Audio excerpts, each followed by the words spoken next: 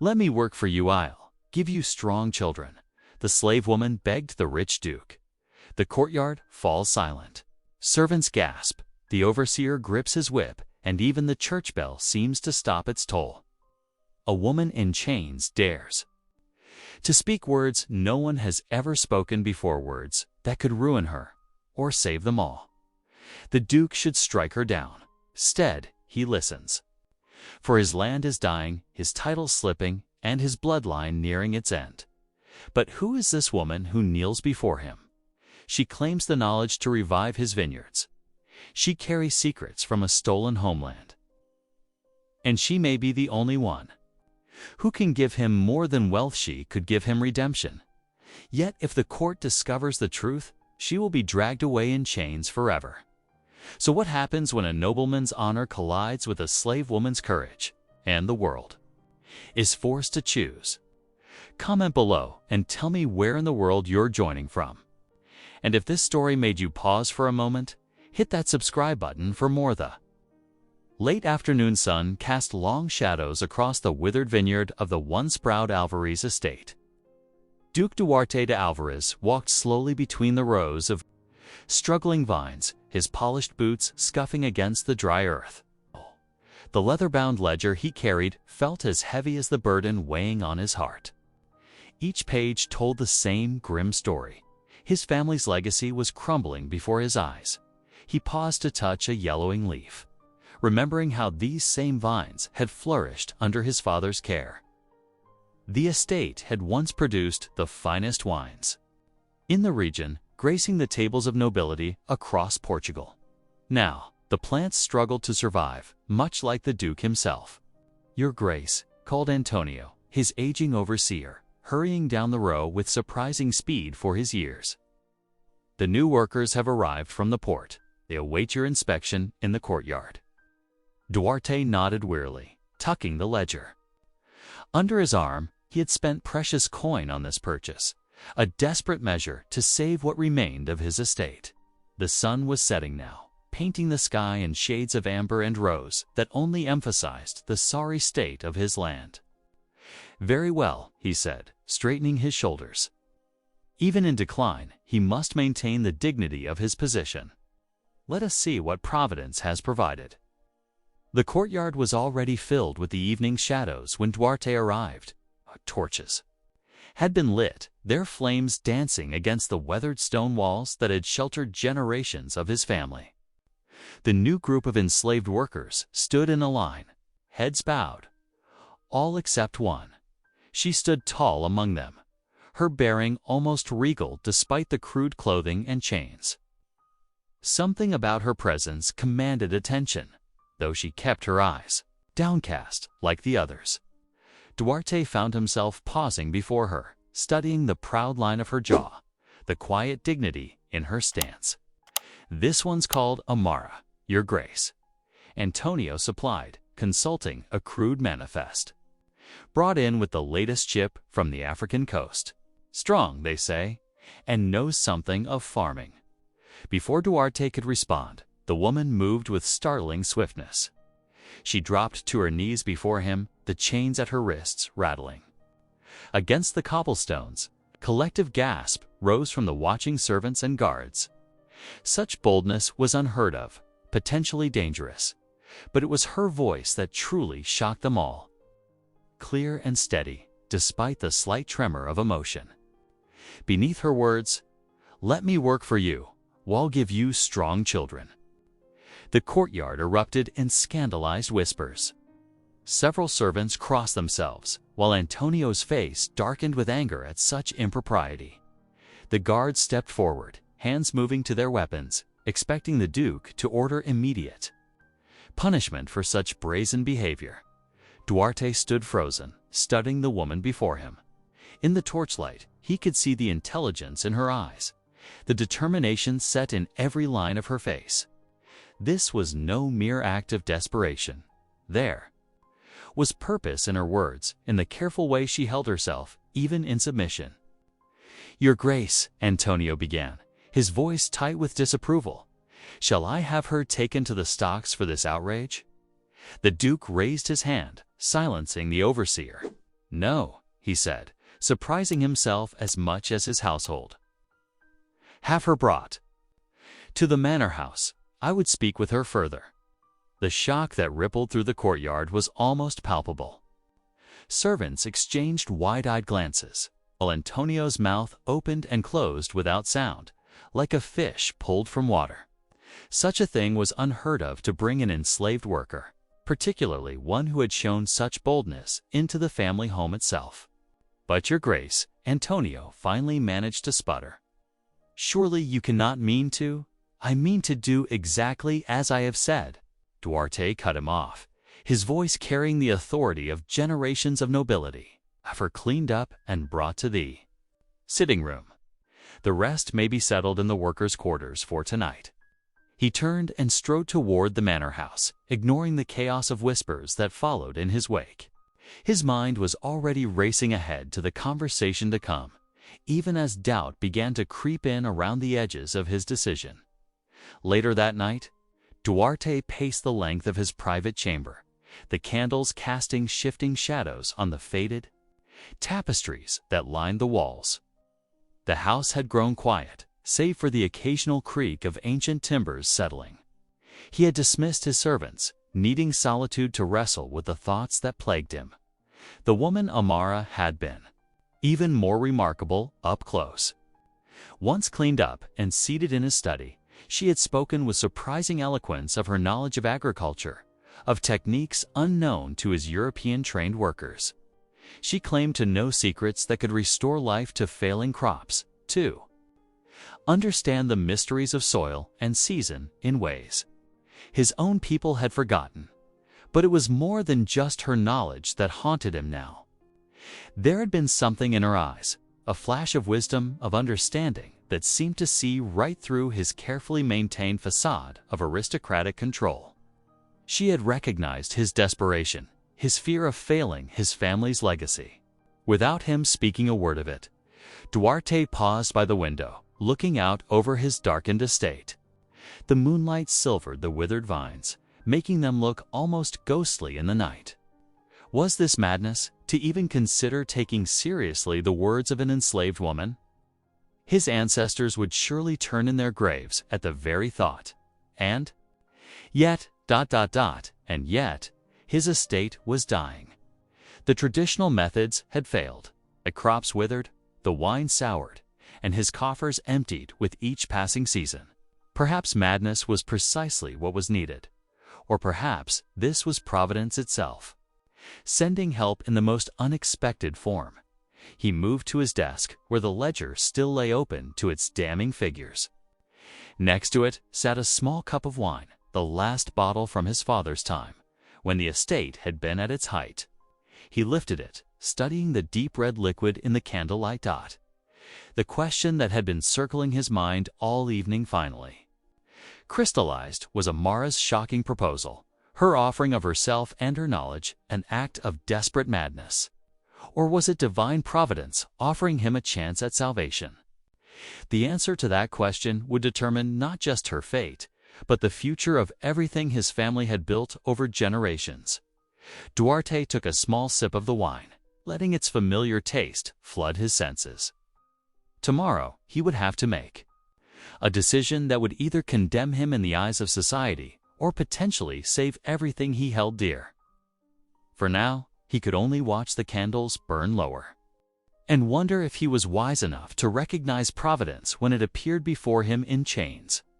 The rooster's crow pierced the misty dawn, its sound echoing across the sleeping Alvarez estate, as the sun began to paint the sky in shades of pink, and gold servants emerged from their quarters like ants from a disturbed hill, scattering to their various duties across the grounds. Some headed to the kitchen to prepare the morning meal, while others made their way to the stables or gardens in her small servant's chamber. Amara had already been awake for hours, sitting cross-legged on her thin mattress. Her fingers traced the rough fabric of a small pouch hidden in the folds of her dress, a treasure she had managed to keep concealed during her journey into captivity. Inside, precious seeds from her homeland waited like sleeping promises. A sharp knock at her door made her start. "The Duke demands your presence in the vineyard," came the gruff voice of the overseer. Now, Amara rose gracefully, smoothing her simple dress. She had expected this summons after her bold declaration the previous evening. Taking a deep breath to steady herself, she stepped out into the cool morning air. The overseer led her through the dew-wet grass toward the struggling vineyard, where Duke Duarte stood waiting. His tall figure cut a striking silhouette against the sunrise, though worry lines creased his forehead as he surveyed his failing crops. "Your Grace," Amara said softly, bowing her head in respect while maintaining the dignity that seemed to radiate from her very being. Two field hands stood nearby, watching with barely concealed curiosity. Duarte turned to face her, his expression guarded. "You made quite bold claims last night," he said. "Now you will show me what you claim to know about tending vines." The overseer snorted. "Begging your pardon, Your Grace, but what could she possibly know?" She will show us," Duarte interrupted firmly. "Watch her closely." Amara didn't waste time with words. Instead, she knelt beside the nearest vine, her hands moving with practiced confidence as she examined the soil. The earth was dry and depleted, but she could feel its potential sleeping beneath her fingers. "These vines are thirsty," she said, "but not just for water. The soil has lost its strength." She rose and walked several paces, studying the irrigation channels with a critical eye. "The water flows too fast here. It runs off instead of sinking deep to the roots." The overseer opened his mouth to object, but Amara was already moving, directing the field hands to gather stones. Under her guidance, they began creating small dams in the irrigation channels, forcing the water to pool and seep into the ground rather than rush past. "See how the earth drinks more slowly now," she explained, her voice taking on a teacher's patience. "Like a man dying of thirst. If you give him too much water too quickly, he will choke. The earth is the same." Next, she turned her attention to the vines themselves. With careful hands, she demonstrated how to prune away the dead wood while preserving the living shoots. "These will bear fruit," she said, touching a seemingly lifeless branch that showed the tiniest hint of green beneath its bark. "They need only proper care and time." The overseer's scoff was audible. "Nonsense. Those vines are dead as last year's harvest." But Amara wasn't listening. Instead, she reached into her hidden pouch and pulled out a handful of dark seeds. "These grow in my homeland," she said, carefully placing them in the enriched soil between the vines. "They work with the earth, helping it regain its strength. Where these plants grow, other plants thrive." "Foreign weeds," the overseer spat. "They'll choke what little life remains in the vineyard." But Duarte raised a hand for silence, his eyes fixed on Amara's sure movements. There was something in her manner that spoke of deep knowledge, of secrets passed down through generations. As the morning wore on, Amara continued to work, teaching the field hands her methods.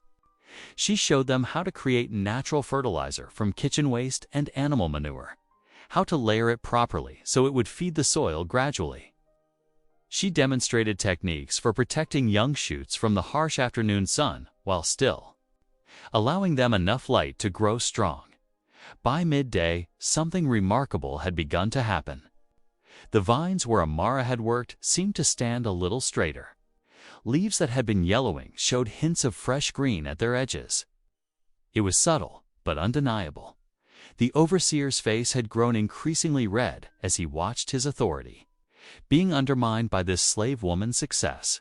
But he could no longer deny the evidence before his eyes. It was then that Amara turned to Duarte, who had observed everything in thoughtful silence. "Your Grace," she said, her voice low but clear, "there is something you should know." She straightened to her full height, and for a moment her bearing was that of a woman used to commanding respect. "In my homeland, I was not always a slave. I am the daughter of a tribal leader, one who taught me the secrets of growing things that have been passed down through countless generations." A murmur ran through the gathered workers. Duarte's eyes narrowed slightly. "How came you to be here then?" Pain flickered across Amara's face. "Betrayal," she said simply. "Those who should have protected me sold me instead. But the knowledge I carry cannot be sold or stolen. My people cultivate crops unknown in Portugal, plants that could help restore life to your lands." She held out her small pouch of seeds. "I offer these to you in trust, Your Grace. Let me help your vineyard flourish again." Duarte studied her for a long moment, his expression unreadable. The overseer shifted nervously, clearly hoping his master would dismiss this presumptuous woman's claims. Finally, Duarte spoke. "From this day forward, Amara will serve as steward of the vineyards. She will work alongside the overseer, and all field hands will heed her instruction regarding the care of the vines." The overseer's face turned purple with rage and indignation. "Your Grace, you cannot be serious. To place a slave woman in authority, I can and I have." Duarte cut him off sharply. "Unless you prefer to watch my family's legacy wither and die, while clinging to old ways that clearly no longer serve." The overseer fell silent, though his expression promised trouble to come. The field hands exchanged uncertain glances, clearly torn between hope inspired by Amara's demonstrated knowledge and discomfort at being asked to take direction from a slave. As the sun began to set, the workers gathered in the kitchen for their evening meal. Candles flickered in iron holders along the walls, casting dancing shadows across the rough wooden tables. Amara sat quietly at the end of one bench, her bowl of simple stew growing cold before her dot. All around, whispers buzzed like angry bees. "Did you hear the slave woman giving orders to free men? Who does she think she is? The Duke's gone mad, letting her above her station." Some of the whispers were accompanied by dark looks in her direction, while others simply pretended she didn't exist at all. The kitchen maid deliberately passed her when offering seconds of bread. Though Amara had eaten little of her first portion, through it all, Amara maintained her dignity. She ate slowly, back straight, eyes forward, as if the hostile whispers were merely wind through leaves. Her calm demeanor seemed to irritate her critics even more, but she gave no sign of noticing their increasing agitation. When she finally rose to take her bowl to the washing basin, the other servants drew back as if she carried some disease. Yet she moved with the same quiet grace she had shown all day, washing her bowl thoroughly before retiring to her small chamber. Only when she was alone did she allow her shoulders to slump slightly, feeling the weight of the day's tensions. But her hand strayed to the pouch of remaining seeds, and a small smile touched her lips. The first steps had been taken. Now she would need patience with the vines, with the resistant workers, and with herself. Like the seeds she had planted, change would take time to root and grow. The church bells of St. Sebastian's rang clear across the valley, calling the faithful to Sunday Mass. Inside the cool stone walls, morning light filtered through stained glass windows, casting colorful shadows across the gathered congregation. Duke Duarte sat alone in the elevated noble pew, his shoulders straight, despite the weight of worry that seemed to press down upon them. From his position, he could see the entire congregation, wealthy merchants in their modest finery, traders in clean but well-worn clothes, and behind them, the servants and field workers in their simple Sunday best. The familiar smell of beeswax candles and incense filled the air as the priest began the service. A commotion at the entrance caught Duarte's attention. Through the open doors, he could see Amara kneeling on the church steps, her head bowed in prayer. The door warden stood firm, refusing her entry, as was custom for those not yet baptized into the faith. But there was something about her peaceful acceptance of this exclusion that stirred something in Duarte's chest. She remained there throughout the service, unmoved by the curious stares of latecomers or the suspicious glances of passing townspeople. The morning sun cast her shadow long across the steps, and Duarte found his attention drawn again and again to her solitary figure, as the congregation filed out after the final blessing. A messenger in royal livery approached Duarte. "Your Grace." The man bowed low. "The king's minister requires your presence in Lisbon with all haste." Duarte's jaw tightened, but he nodded. "I shall depart within the hour." The journey to Lisbon was long and uncomfortable. The carriage rattled over rutted roads, each jolt a reminder of how his once prosperous estate could no longer afford proper maintenance of their vehicles. The first night he stayed at the Red Lion Inn, where the innkeeper's obvious disdain for his threadbare nobility was masked by barely passable courtesy. The second night proved even worse. A shabby roadside tavern where the bed linens were suspicious and the wine was sour. Duarte lay awake, listening to the creaking of the building and the occasional shouts of drunken travelers below. His thoughts kept returning to his estate, to the withering vines, to the mounting debts, and unexpectedly to Amara's quiet confidence. As she worked among the plants, the royal palace in Lisbon loomed before him on the morning of the third day. Guards in pristine uniforms led him through marble halls to a chamber where dozens of candles fought against the gloom. The king's minister sat behind a massive desk, his thin fingers steepled before him. Duke Alvarez, the minister's voice, was as cold as the stone walls. "His Majesty has been most concerned about the reports from your region." Duarte bowed precisely as protocol demanded. "I assure you, steps are being taken to restore steps." The minister's eyebrow arched. "Your family has held those lands for 4 generations. Your father's mismanagement ... was overlooked out of respect for past service to the crown. But you, Your Grace, have yet to produce an heir." The line grows thin. The lands grow fallow. He lifted a document, the royal seal catching the candlelight. "His Majesty has decided to be generous. You have 1 year. 1 year to secure your line and restore your estate to profitable condition. If you fail..." He paused, letting the silence stretch uncomfortably. "The crown will reclaim the lands. His Majesty has expressed interest in establishing a new royal hunting preserve in that region." The words hit Duarte like physical blows. 1 year. 1 year to save generations of his family's legacy.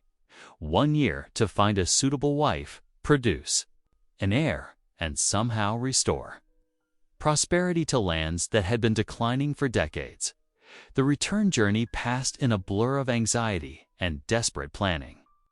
Each bump in the road seemed to mock his predicament, each mile bringing him closer to a destiny he wasn't sure he could change, as his carriage finally rolled into the estate's courtyard at dusk.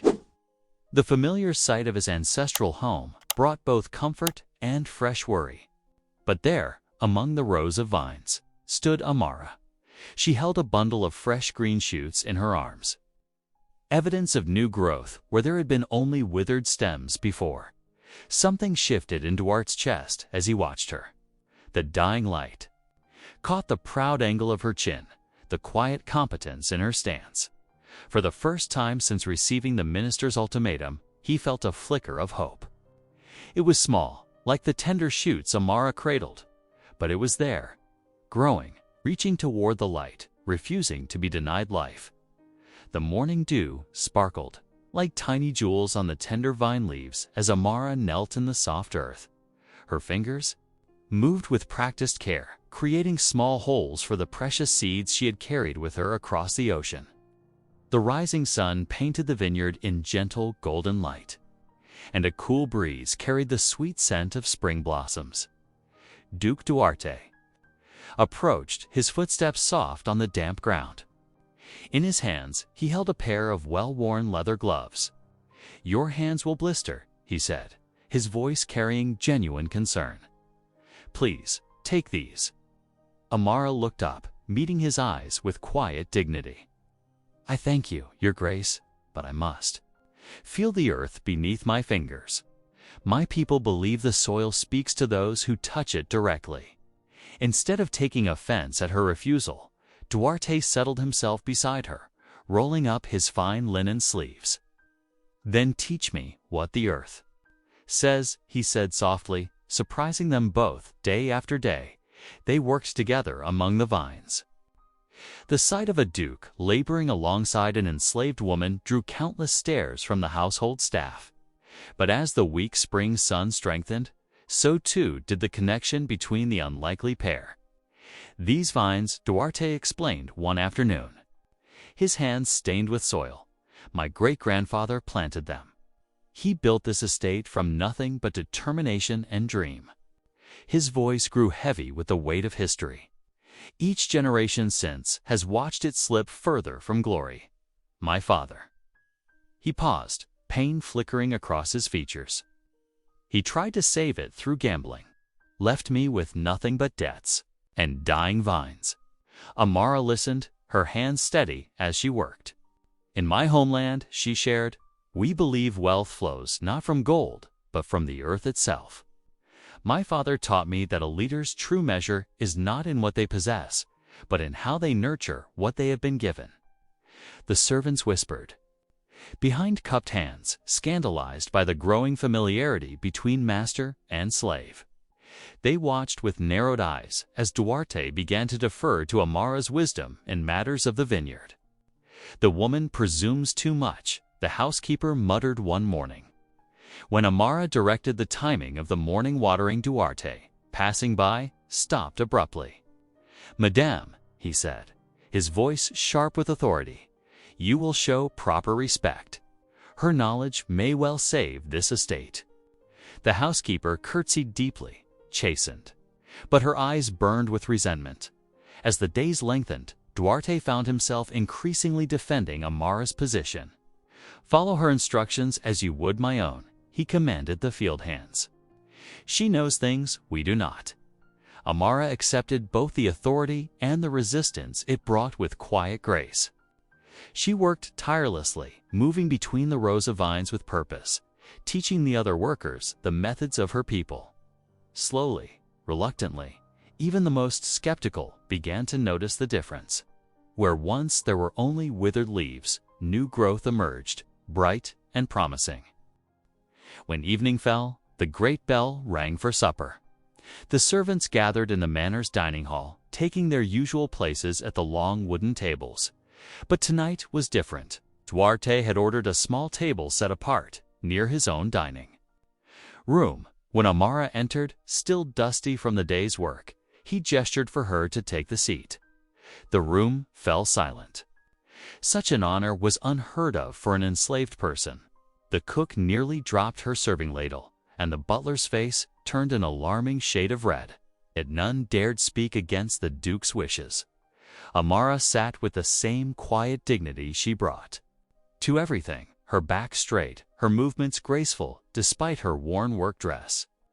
She ate simply, seemingly unaware of the shocked stares and whispered conversations around her. Duarte, dining alone in his adjacent room as custom demanded, found his eyes drawn to her steady presence.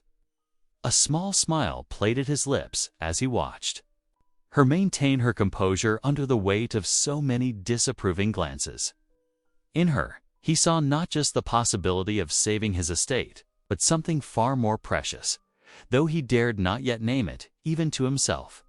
The spring evening deepened into dusk, and candles were lit throughout the manor. Their warm light cast soft shadows on the walls, while through the windows the newly tended vineyard stretched dark and promising under the rising moon. The clatter of hooves on cobblestones broke the peaceful morning quiet. A messenger, his horse lathered with sweat, thundered into the estate's courtyard. Duke Duarte emerged from his study to receive the sealed parchment, his face growing serious as he read the royal summons. "My lord," the messenger bowed, still catching his breath. "His Majesty requests your presence at court in a fortnight. You are to present evidence of your estate's restoration." The household erupted into frenzied activity. Servants scurried through corridors, polishing silver and pressing linens. In the vineyard, Amara's careful cultivation had worked miracles. Where withered vines once drooped, robust green leaves now reached toward the sun. Clusters of grapes, plump and promising, hung heavy on the strengthened vines. Duarte stood in the cool cellar, selecting the finest casks of wine. Amara's methods had produced a vintage unlike any other, rich and complex, with hints of exotic spices from her homeland's seeds. His steward held a candle as they marked the chosen barrels for transport. The journey to Lisbon will take 3 days, Duarte mused, his voice echoing in the dim cellar. He glanced toward the stairs where Amara waited, her presence a constant comfort these past months. The thought of leaving her behind, unprotected among those who still resented her influence, troubled him deeply. That evening, in his study, Duarte made a bold decision. "You will accompany me to Lisbon," he told Amara, disguised as a personal servant. "The roads are not safe for you here alone." Amara's eyes widened, but she maintained her dignified composure. "Yes, my lord," she replied softly, though her heart raced at the thought of traveling beside him. The morning of departure arrived, crisp and clear. Duarte's carriage led the way, followed by a wagon bearing the precious wine casks. Amara sat inside with him, dressed in simple servant's garb. Through villages and countryside they traveled, stopping at roadside inns where Amara slept in servants' quarters while Duarte took the main chambers. Maintaining their careful pretense, the grand palace in Lisbon rose before them on the 3rd day, its white stone walls gleaming in the afternoon sun. Servants bustled about, unloading the wine casks while Amara slipped quietly into the servants' passages. Finding her way to the gallery overlooking the great hall, nobles filled the chamber below, their silk garments rustling like autumn leaves. Duarte stood proud before the king, who sat upon his ornate throne. The wine was poured into crystal goblets, its deep ruby color catching the light from countless candles. The king raised his glass, and the court fell silent. He sipped, and a smile crossed his face. "Duke Alvarez," his voice carried through the hall, "you have exceeded our expectations." "This wine speaks of restoration indeed." Murmurs of approval rippled through the gathering. From her hidden perch in the gallery, Amara pressed her hands to her heart, watching as Duarte accepted the praise with graceful humility. For a brief moment, his eyes lifted to where she stood, in shadow, though separated by distance and station. Their gazes met in shared triumph. The journey home began as sunset painted the sky in shades of purple and gold. Inside the carriage, the steady rhythm of wheels on the moonlit road wrapped them in private silence. Amara sat across from Duarte, the success of the day still warming her spirit. As the carriage swayed over a rough patch, their hands brushed accidentally in the darkness. Neither pulled away immediately. The touch lingered, tentative and thrilling, their fingers trembling with unspoken emotions. The moonlight streaming through the carriage window silvered the moment with magic. But still, they did not speak. They did not need to. The tender touch said everything their positions in life forbade them to voice. The carriage rolled onward through the night, carrying them homeward beneath a canopy of stars, while their hearts beat with new understanding of what grew between them, as tender and promising as the restored vines of spring. The summer sun beat down mercilessly on the vineyard, turning the air thick and heavy. Yet neither the heat nor the whispers of scandalized servants could dim the joy that had taken root between Duke Duarte and Amara as they worked side by side among the flourishing vines. "These leaves," Amara explained, her fingers gentle as she turned over a broad green leaf, "they tell us when the grapes need more water." Her voice carried the lilt of her homeland, musical and warm. Duarte leaned closer, studying the leaf but mostly aware of her presence beside him. "You've taught me more about these vines in months than I learned in all my years as master here," he admitted, a smile playing at his lips. Their shared laughter drifted across the vineyard, causing nearby servants to exchange meaningful glances. The sound of approaching hooves interrupted their peaceful moment. A fine carriage bearing the De Castro family crest rolled into the courtyard, sudden arrival sending servants scrambling to attention. Lady Beatrice de Castro descended from the carriage, her emerald silk gown rustling with each precise movement. Behind her, her elderly chaperone struggled to keep pace. "Duarte, my dear friend," Beatrice called out, her voice honey-sweet, but her eyes sharp as daggers. "We were so concerned when you missed the bishop's garden party. I simply had to check on your welfare." Duarte straightened, unconsciously putting distance between himself and Amara. "Lady Beatrice, this is ... unexpected." He offered a formal bow, years of nobility's training taking over. Indeed, Beatrice's gaze slid past him to where Amara stood, dignified despite her simple dress. "And who is this ... person? Directing your household staff about as though she were the mistress." "Here, this is Amara," Duarte said firmly. "She has been instrumental in restoring the vineyard." Throughout the afternoon, Beatrice watched with calculating eyes as Amara moved through the estate. Noting how the Duke's gaze followed her, how he stepped forward protectively whenever Amara came near.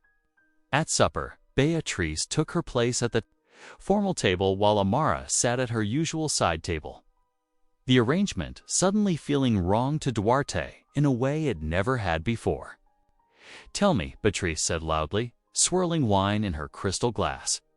"Do they eat with utensils in your homeland, or do they simply use their hands?" She mimicked Amara's accent cruelly, earning a titter from her chaperone. Amara's back stiffened, but she maintained her composure. "We have many customs in my homeland," she replied quietly. "Dignity in every word, including respect for all people, regardless of their station." Duarte's knuckles whitened around his fork. But centuries of nobility's training kept him seated, silent. Hating himself for his cowardice, later that night, in his private chambers, Duarte paced by candlelight. The flames cast dancing shadows on the walls as he moved back and forth, his heart warring with everything he had been taught to believe. The love growing in his heart for Amara felt more real than any lesson about class and station. Yet the weight of his title and responsibilities pressed down upon him like a physical burden. In her small chamber near the servants' quarters, Amara knelt beside her bed. The moonlight streaming through her window illuminated her clasped hands as she prayed in the language of her homeland. "Give me strength," she whispered to the night, "to bear whatever comes, and to keep my heart whole, whether love proves stronger than duty or not." Sunlight streamed through stained glass windows as churchgoers filed into their usual places. Duarte sat rigid in his family's noble pew, while Amara knelt quietly in the back near the servants.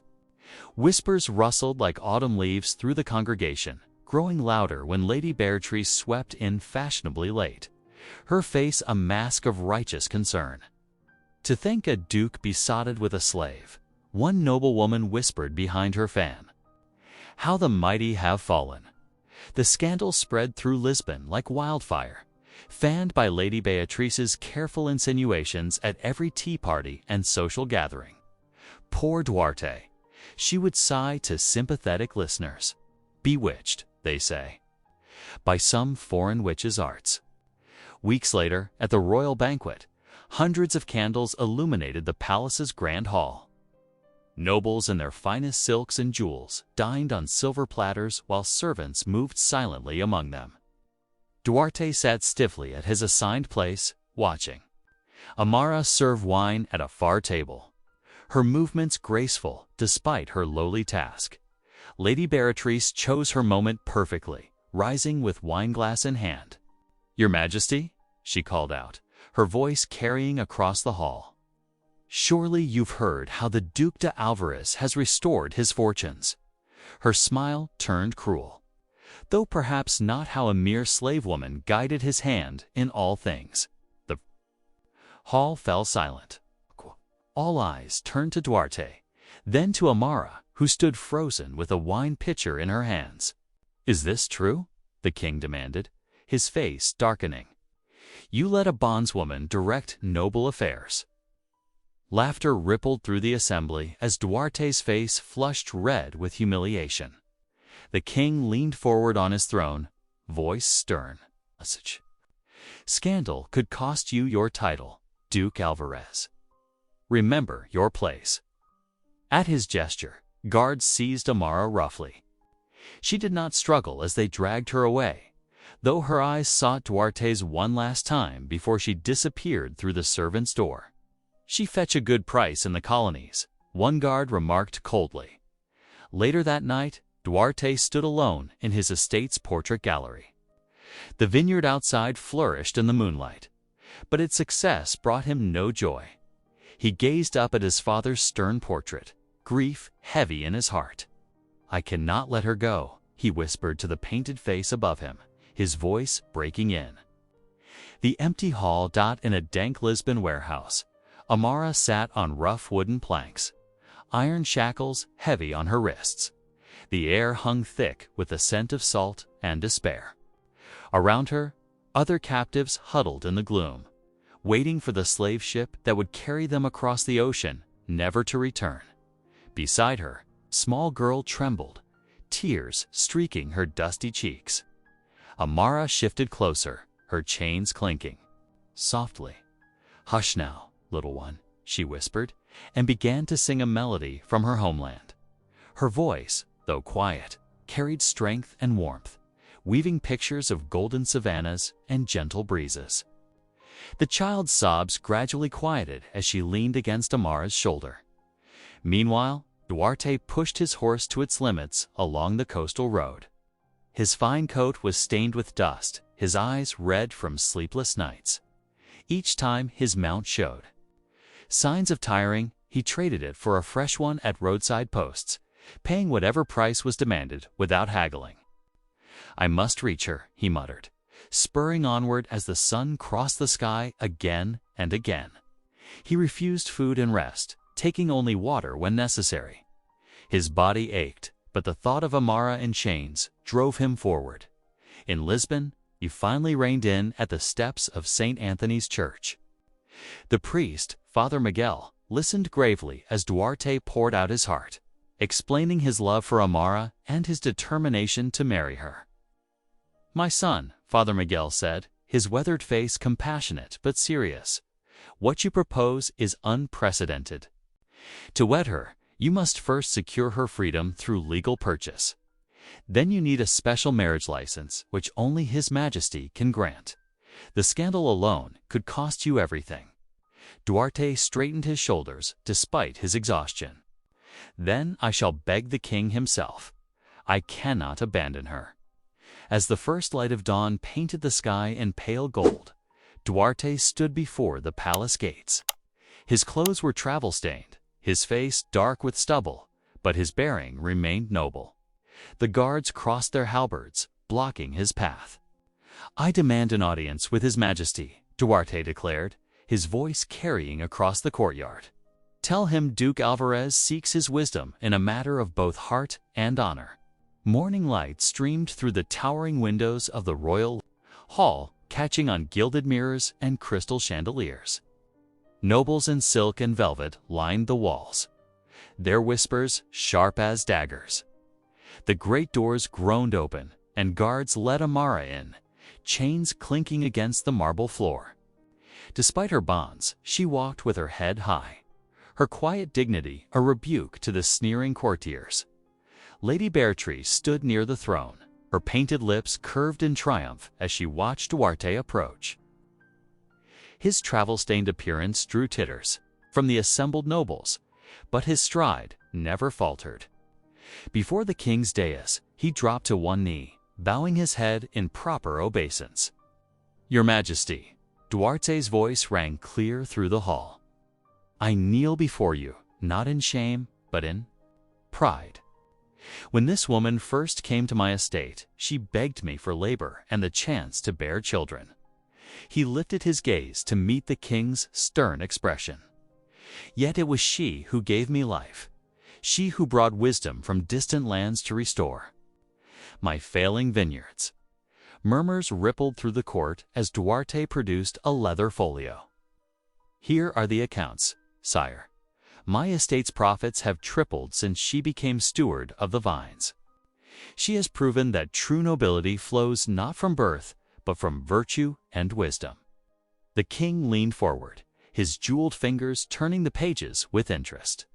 Amara stood silent, her dark eyes fixed on Duarte as he defended their love before all of Portugal's nobility. After a long moment, the king rose. We find ourselves moved by both courage and results. His voice filled the hall. The woman Amara shall be granted her freedom, and we hereby authorize her marriage to Duke Duarte de Alvarez by special license. Lady Beatrice's face twisted in fury. She whirled away, her skirts slashing the air as she stormed from the hall. The assembled nobles buzzed with shocked whispers, but none dared speak against the royal decree. Guards stepped forward to unlock Amara's chains. As they fell away, Duarte crossed to her and knelt once more, not before his king, but before his heart's choice. "My love," he said softly, taking her hands in his, "will you consent to be my wife?" Tears sparkled in Amara's eyes as she smiled. Down at him, "Yes," she whispered. "With all my heart, yes." The church bells pealed joyfully across the countryside, their clear notes carrying over hills dotted with ripening vines. Inside the small stone church, morning light streamed through stained glass windows, casting rainbow patterns across Amara's face as she sat in the front pew. Her simple but elegant dress of cream silk marked her new station, though she held herself with the same quiet dignity she had shown since the day she first arrived. Peasants and servants filled the church, their necks craning to catch glimpses of the former slave who would soon be their duchess. The priest's voice rang out clear and strong as he read the banns of marriage between Duke Duarte de Alvarez and Lady Amara. Some older women dabbed at their eyes with handkerchiefs, moved by the triumph of true love over society's barriers. When their wedding day arrived the following week, the ceremony was simple yet radiant with joy. Amara wore a gown of ivory silk, adorned with lace from Duarte's mother's collection. Wild roses from the estate gardens crowned her dark hair. Duarte could hardly take his eyes from her as they spoke their vows before God and their people. The household, which had once whispered and scorned, now embraced Amara as their señora with genuine warmth. They had witnessed the transformation of both the estate and their duke through her presence. After the ceremony, Amara led a procession to the heart of the vineyard. There, she knelt in her wedding dress and planted her sacred seeds, strange, precious things from her homeland. Duarte knelt beside her, his hands joining hers in the rich soil. "These seeds carry the wisdom of my ancestors," Amara explained softly. "They will grow here, joining your family's legacy with mine." "Your heritage is now part of House Alvarez," Duarte declared, his voice carrying to all gathered. "What grows here will forever honor both our bloodlines." As the sun began to set, casting golden light across the flourishing vines, Duarte and Amara walked hand in hand through their estate. Servants followed at a respectful distance, singing traditional wedding songs that echoed sweetly across the fields. Laughter and joy replaced the bitter whispers of the past. The couple paused atop a gentle rise overlooking their land. The vineyard stretched out below them, green and vital, a testament to what love and faith could achieve. Duarte turned to his bride, his eyes soft with emotion. "You begged to work for me, Amara," he whispered, drawing her close. "Instead, you have given me a kingdom of the heart. Thanks for taking a moment to feel with me." If this story reminded you of what matters, hit subscribe. I'll be here tomorrow, continuing our story.